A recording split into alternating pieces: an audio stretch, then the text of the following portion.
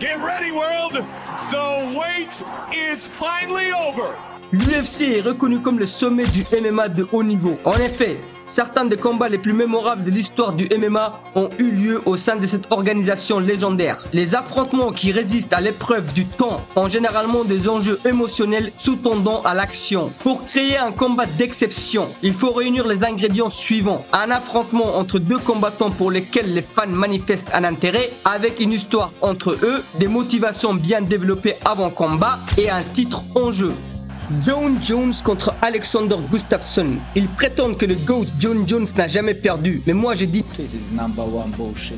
Mais plus sérieusement, en 2013, Jon Jones était déjà indomptable, avec 5 défenses de titres à son actif, éliminant la génération précédente de champions. Son palmarès incluait des noms tels que Mauricio Shogun Rua, Rashad Evans, Quinton Jackson, Lyoto Machida ou encore Victor Belfort, tous anciens champions de cette catégorie. Ainsi, lorsque l'UFC a organisé un combat entre Jon Jones et Alexander Gustafsson, beaucoup pensaient déjà que Jones le battrait aisément, ce qui était compréhensible compte tenu du palmarès de Gustafsson avant cette confrontation. En effet, il n'avait battu personne d'exceptionnel à l'exception de Shogun Rua. Cependant, Gustafsson a contredit les attentes. Dès les premiers rounds, il a montré qu'il n'était pas là pour faire de la figuration, évitant les tentatives de takedown de Jones et utilisant ses mouvements pour surpasser son adversaire qui avait du mal à s'exprimer. Gustafsson a réussi un takedown, devenant ainsi le premier homme à mettre au sol Jones. Le deuxième et le troisième round étaient similaires, avec un Alexander Gustafsson qui remporte tous les échanges tout en restant mobile. Jones quant à lui n'avait pas grand chose comme arme sauf ses jambes en lançant des leg kicks et des obliques, mais éprouvant des difficultés à toucher son adversaire avec ses poings. Vers la fin du quatrième round, Jones touche Gustafsson avec un coup de coude retourné, lançant ensuite une offensive face à un Gustafsson sonné. Pendant le cinquième round, Jones domine en envoyant des coups de pied à la tête et des coups de genoux sautés. Il était proche du finish et Gustafsson faisait tout ce qu'il pouvait pour survivre. À la fin du combat, les juges ont rendu une décision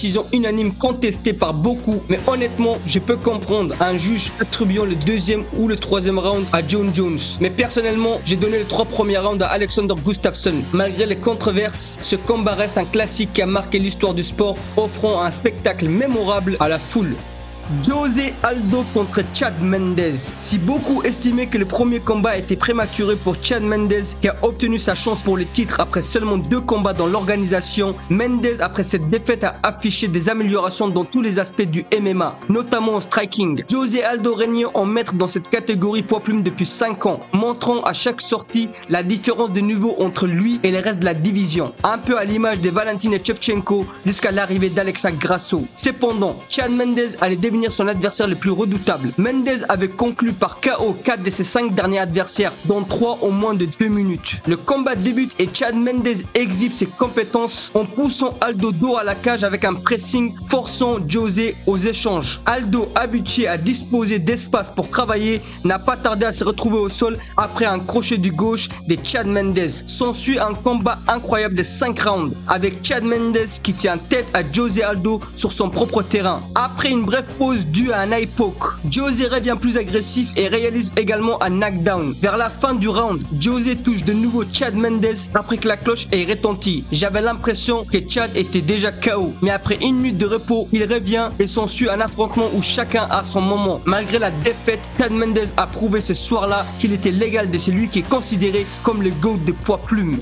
Glover Teixeira contre Jiri Prochazka. Lorsque ce Ronin, qui n'a rien d'autre que la réincarnation de Miyamoto Musashi, a fait son entrée dans l'octogone de l'UFC, beaucoup ont rapidement compris qu'un véritable maître de guerre était arrivé. Nous avons tous adhéré rapidement à son style et à sa philosophie pour la violence. Beaucoup le voyaient comme celui qui allait régner sur cette division, surtout après sa victoire face à Dominic Reyes. En face de lui, le tout nouveau champion couronné, le vétéran qui nous a rappelé qu'il ne faut jamais abandonner ses rêves, Glover Teixeira. Papi s'était forgé une réputation les 3 dernières années en corrigeant les jeunes combattants de la catégorie. Avant le combat, beaucoup pensaient que Jiri Prochazka serait simplement trop fort pour le champion vieillissant, mais ils avaient tous tort. Glover nous a rappelé pourquoi il était le champion, résistant aux meilleurs coups de Jiri tout en envoyant les siens. Il a sonné Jiri, l'a emmené au sol, là où il avait l'avantage pour finir ses jeunes samouraïs. Cependant, Jiri a démontré que c'était un combattant complet en luttant au sol avec Glover Teixeira, comme en témoigne sa soumission sortie au 5e round, lui permettant de s'emparer du titre dans ce classique qui a été honoré combat de l'année 2022. Weili contre Joanna Jędrzejczyk. Qui a dit que les femmes ne savent pas se battre? Il est étonnant de penser qu'il y a encore une dizaine d'années, Dana White affirmait que nous ne verrions jamais des femmes dans l'octogone. Cependant, avec le temps, elles ont parcouru un long chemin. En tout cas, si un combat doit être jugé à partir du 3e ou du 4e round, le duel entre Zhang Weili et Joanna Jędrzejczyk serait probablement le meilleur combat de tout le temps, tous sexes confondus. Joanna était certes plus sur le trône, mais elle restait toujours dans le top 3 chez les strawweight. À l'exception de Rose, personne ne l'avait battue dans cette division. Weili était relativement nouvelle à l'UFC et malgré son succès rapide jusqu'au titre, beaucoup étaient sceptiques, surtout lorsque l'UFC l'a programmée contre celle qui était synonyme de cette catégorie, Joanna Jędrzejczyk. À l'UFC 248, la nouvelle championne explosive et puissante faisait face à l'ancienne championne, l'une des strikeuses la plus décorée du game. Joanna n'avait jamais semblé aussi confiante. Elle était convaincue d'être la meilleure. Elle est venue avec un striking de précision, mais le seul problème était que Zhang Weili était au même niveau, avec encore plus de puissance dans les bras, comme en témoigne la tête d'alien à la fin du combat de Joanna Jędrzejczyk. Après 25 minutes d'échange intensif, l'histoire fut écrite, marquant le meilleur combat féminin sans l'ombre d'un doute. C'était une bataille dans toute sa splendeur, mais avec la technique que seuls maîtrisent les vrais combattants. Personne n'a réellement perdu ce soir-là. Nous avons tous gagné. Le public, les deux femmes qui seront un jour intronisées dans le Hall of Fame pour cette rencontre, et évidemment cet escroc qui s'est bien rempli les poches. Kamaruddin Usman contre Colby Chaos Covington. Le combat entre Usman et Covington était divertissant bien avant le début des hostilités grâce au trash talk et aux provocations de Colby qui emprunte la même voie que son mentor Chael Sonnen. Cependant, leur premier combat était très attendu par les fans depuis longtemps. Colby, initialement champion intérimaire et challenger pour les titres, a été dévancé par Usman alors qu'il était blessé. Usman a ainsi obtenu sa chance pour le titre et est devenu champion, reléguant Colby au second plan, qui par la même occasion est destitué de son titre de champion intérimaire. Colby retourne au charbon en infligeant une sévère correction à Robbie Lawler pour mériter une nouvelle opportunité pour le titre. À l'UFC 245, le combat tant attendu aura enfin lieu. Colby Covington fait ce qu'il sait faire de mieux pour promouvoir, en insultant et en faisant tout ce qui est nécessaire pour énerver Usman. Les deux combattants, malgré leur pédigré en lutte, n'ont pas tenté un seul takedown au cours des 5 rounds. C'est fut de la pure violence avec l'intention claire de se détruire mutuellement. Covington a réussi à sonner Usman à plusieurs reprises, tandis que Usman a brisé la mâchoire de Colby. Nous avons eu le droit à 5 rounds de striking serrés, échangeant coup pour coup, empreint de la même animosité entre les deux hommes. Le juge avait égalité en allant au 5e round, mais Usman a placé 2 directs dévastateurs qui ont envoyé Colby au tapis à 2 reprises. S'en est suivi d'un ground and pound bien défendu par Colby, mais Marc Goddard a finalement dû intervenir, accordant la victoire à Kamaru Usman. Sans aucun doute l'un des combats pour les titres les plus mémorables que j'ai vu et je les recommande sans modération.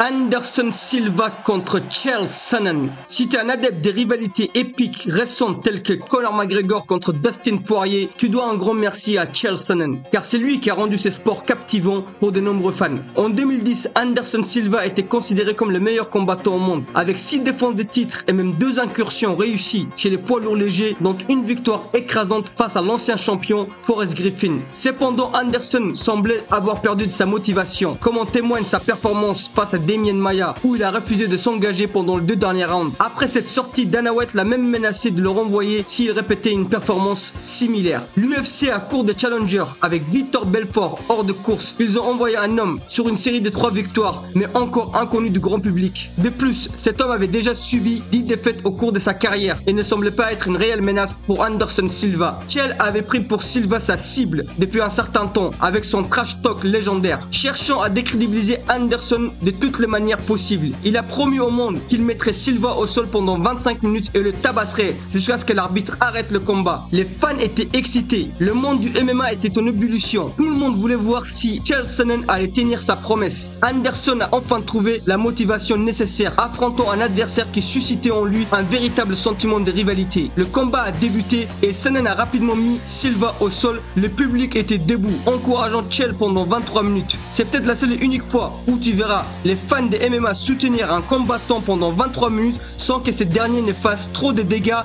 tout en restant au-dessus de son adversaire. Vers la fin du 5e round, à moins d'une minute d'une victoire certaine, Silva a sorti un triangle choke pour remporter le combat. C'est devenu un véritable classique. Peut-être la raison pour laquelle Chael Sonnen est considéré comme le GOAT malgré les 17 défaites à son actif. They don't call you the bad guy for nothing.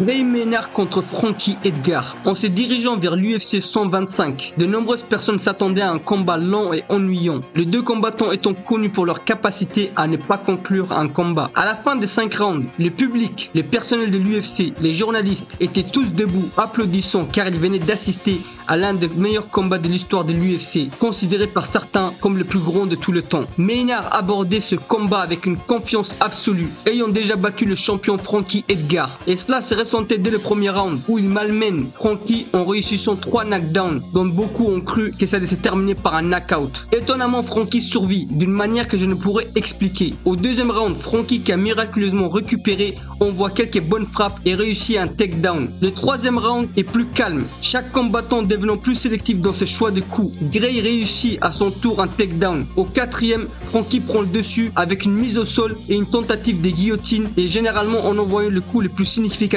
5e round est clairement dominé par Frankie Edgar. Le juge rend une décision à égalité. Ce combat est désigné comme le combat de l'année 2011, le meilleur combat chez les poids légers de tout le temps selon les experts jusqu'à aujourd'hui. Frankie et Gray se rencontrent une 3e fois et cette fois Frankie envoie Gray Maynard au royaume des oubliés pour conserver son titre de champion.